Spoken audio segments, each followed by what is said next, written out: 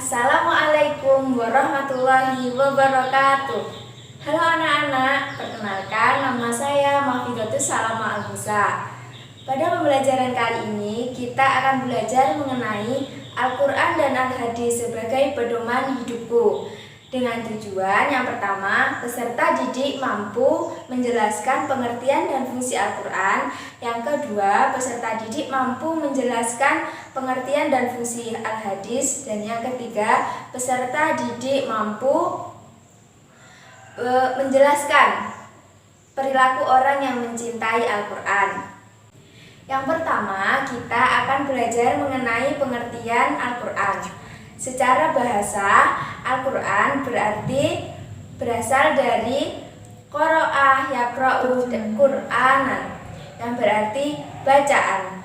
Sedangkan secara istilah, Al-Quran berarti perkataan Allah atau kalam Allah yang terdiri dari 30 juz yang diawali dengan surat Al-Fatihah dan diakhiri dengan An-Nas, yang diturunkan kepada Rasul atau Nabi Muhammad melalui malaikat Jibril yang bernilai ibadah bagi yang membacanya. Selanjutnya kita akan belajar mengenai fungsi Al-Quran. Fungsi Al-Quran dibagi menjadi dua. Yang pertama, fungsi Al-Quran bagi kehidupan manusia. Dan yang kedua, fungsi Al-Quran sebagai dalam Islam. Yang pertama, bagi kehidupan manusia, yaitu al-huda atau petunjuk hidup atau rambu-rambu kehidupan manusia. Yang kedua, fungsi al-furqan atau pembeda dari yang baik dan buruk. Yang ketiga yaitu asyifa sebagai obat bagi segala penyakit. Selanjutnya yaitu fungsi Al-Quran dalam Islam. Yang pertama yaitu sebagai sumber hukum atau sumber ajaran Islam yang utama. Dan yang kedua yaitu konfirmasi dan informasi terhadap hal-hal yang tidak dapat ditelaah oleh akal. Dan yang ketiga, petunjuk hidup manusia ke jalan yang lurus dan tentang berbagai hal. Dan selanjutnya sebagai pengontrol dan pengoreksi terhadap ajaran sebelumnya, yaitu dari kitab Injil, Zabur, dan Taurat. Untuk pertemuan selanjutnya kita akan belajar mengenai Al-Hadis. Sekian dari saya. Wassalamualaikum warahmatullahi wabarakatuh.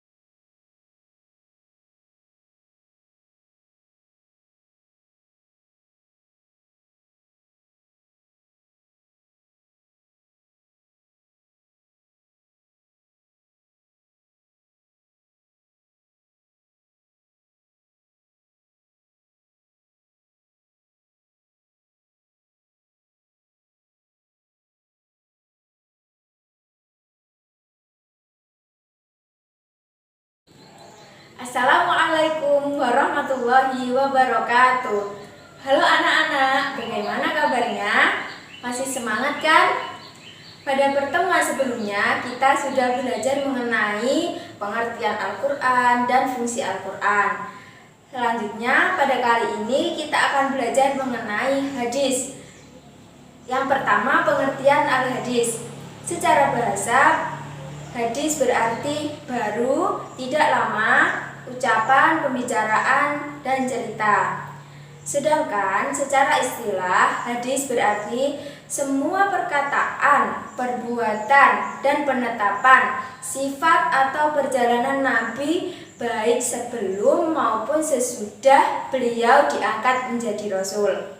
Selanjutnya yang kedua yaitu fungsi hadis terhadap Al-Quran. Yang pertama, mengukuhkan hukum yang sudah ada di dalam Al-Quran. Yang kedua, memerinci ayat Al-Quran yang mujmal. Yang ketiga, menetapkan hukum yang belum terdapat dalam Al-Quran. Yang keempat, membatasi keumuman Al-Quran.